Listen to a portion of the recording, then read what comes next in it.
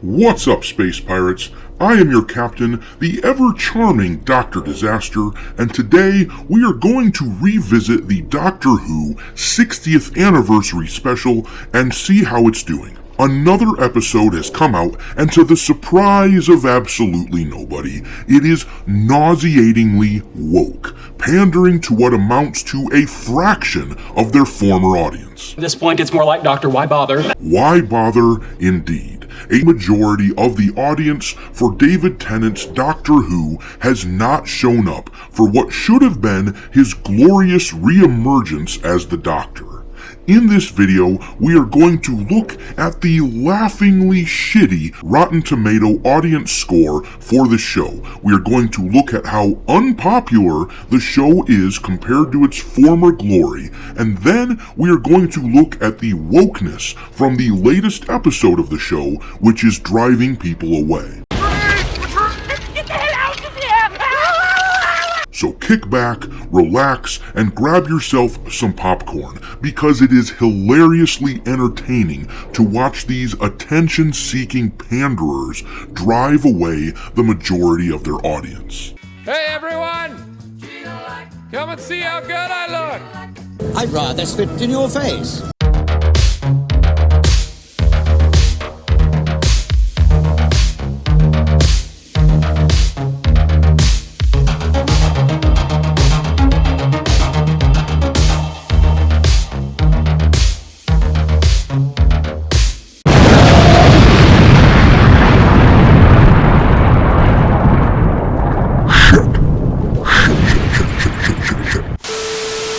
Alright, you scallywags, don't forget to like this video, and also follow me on X if you use that platform. I'm at Dr. Disaster 1. In any event, let's start this off by taking a look at the Rotten Tomato audience score for the Doctor Who 60th Anniversary Special. Now, this is a pretty big deal. David Tennant is most likely the most popular of the Doctors from this side of the century. This show should have been doing gangbusters. Bringing back a Doctor, ostensibly making him the 14th Doctor to go along with being the 10th Doctor, is really unique. It should be a big deal. There's a reason they chose to bring this guy back after all. And obviously, that reason was to use him as a Trojan horse to sneak in all their modern audience woke garbage. Naturally, the critics think this show is the cat's meow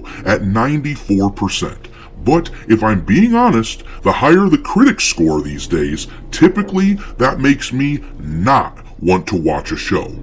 But just look at that audience score. As of the recording of this video, the show is rotten at an awful 43%.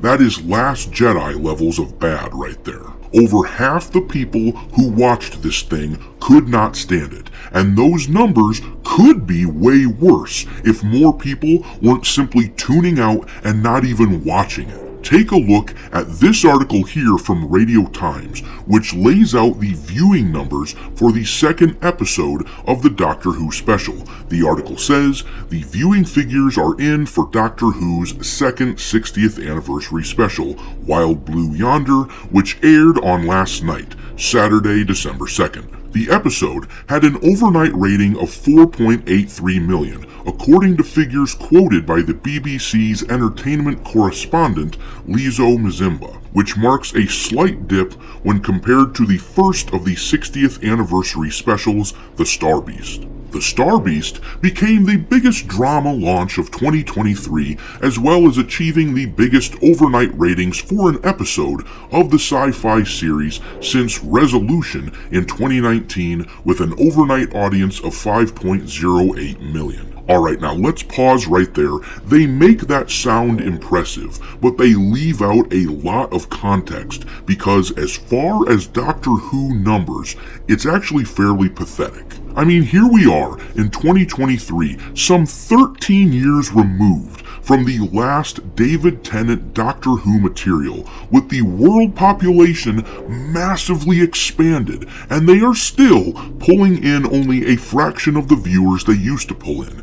If we do some quick Wikipedia research, we can see that the viewership numbers for the 10th Doctor used to be much higher. This chart shows the episodes from the first season David Tennant showed up in. The column, second from the right, shows the numbers of viewers by the million, and you can see that at one point they had damn near 10 million viewers for the show, and one of their ordinary episodes was at 6.08 million viewers, which is still roughly a million more than the first episode of the 60th anniversary special. Tennant's second season had similar viewership, with the lowest episode being at 6.62 million and the highest clocking in at 9.35 million. In his third season, the lowest figure was 6.27 mil, and the highest was the Christmas episode Voyage of the Damned, with a whopping 13.31 million viewers. The original David Tennant special episodes were all great successes, with the lowest coming in at 9.75 million viewers and the highest being just above 13 million. The 11th and 12th Doctors were similarly successful, but then something happened with the series. Put a ticket in and make her name it gay! With the 13th Doctor, they cast Jodie Whittaker, making the Doctor a woman. They put a chick in it and made her lame. Though they didn't make her gay, they reserved that for David Tennant, as we're going to see in just a little bit here. But as you can see, the 13th Doctor started off strong with darn near 11 million viewers. But as I've said before, the woke cancer that is infesting this world is really very similar to a pack of locusts. They descend on fertile ground, strip it of anything valuable, and then they leave a husk behind. They don't stick around, they don't keep on watching, because they don't actually care about anything like Doctor Who. They only care about being seen to be virtuous and popular and being perceived as amazing people. By the time of Jodie Whittaker's second series, the show got as low on one episode as 4.69 million viewers, and by the third series, the show was averaging around that same amount, less than 5 million viewers per episode. The specials for the 13th Doctor were especially bad, with one episode getting down to as low as 3.47 million viewers. Now compare that to Tennant's special episodes, which once again, the lowest was 9.75 million viewers, and the highest was just above 13 million. What this tells us is that the excessively woke 13th Doctor lost the show some viewers. And by some, I mean millions of them.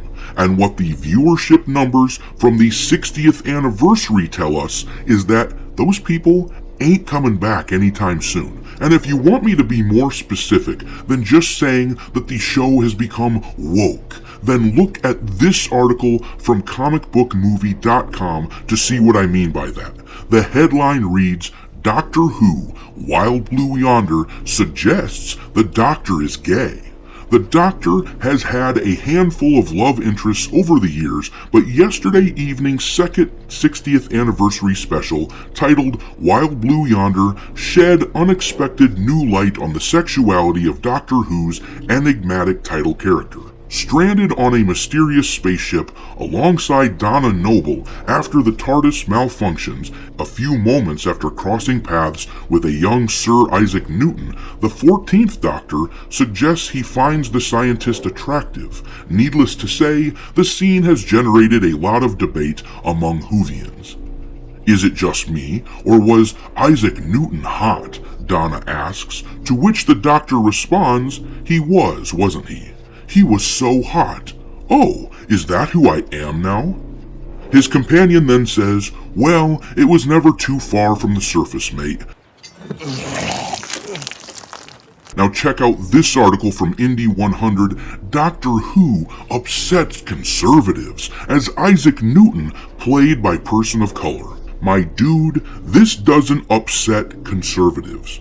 These people, like the writer of this article, are so insistent that we don't look at the world in binaries, but they can only ever see the world through the conservative versus liberal lens. Their narratives are always very good guy versus bad guy-esque. And then, of course, they define themselves as the good guys. But let me say this, showing a historical figure in a way that is purposefully inaccurate for no good reason is just stupid. And it doesn't upset people that disagree with it. It just, I don't know, it just makes us shrug our shoulders and say, we're not going to watch it anymore. We don't care. Now, I will grant you this. Isaac Newton never met Doctor Who in real life, so of course there's some level of artistic license with the character, but if you're going to purposely portray him as something that he wasn't, then they have failed to suspend the audience's disbelief. And they've done so in order to upset people that they perceive to be their enemies. They're willing to do that. They're willing to make a show worse in order to piss us off. And that's really sad because I don't really care that much. I'm just not going to watch it. I'm just going to mock them. And that's what our complaints are all about. They are willing to make things worse in order to push their political messaging, in order to try to score points. It's why the show has gone down the shitter, and it's why people are not coming back. The 60th anniversary is not a win.